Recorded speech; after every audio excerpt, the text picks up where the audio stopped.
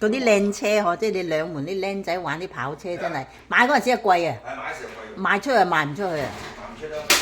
所以佢嗰個僆仔有冇講佢嗰架車買嗰陣時幾多錢啊？佢個花壺唔係架車係靚，不過佢花壺好惡賣啊話。個 value 啊，而好惡賣出。唔係佢有冇提佢架車原價買幾多錢啊？嗰架新車有啊，8萬4啊。8萬4，咁而家要賣翻出去，人哋收翻佢得5萬。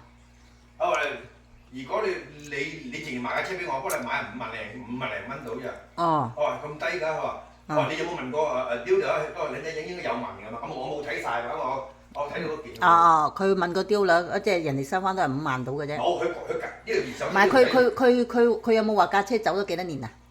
佢車走4萬8，好少啫嘛。4萬8即係大概你估係幾多年啊？走咗2年，因為年零兩年，哇！年零兩年蝕咗3萬幾蚊，哇！所以各位買車真係要小心啊！千祈要買嗰啲實用嗰啲4門車，即係你一到成家立室嘅時候咧，有個 family 嘅話，你真係要有4門車，嗰2門啲跑車仔啲僆仔喺度演嘢溝女就得，到到成家立室咧，你就知啦，要出手認真惡出手。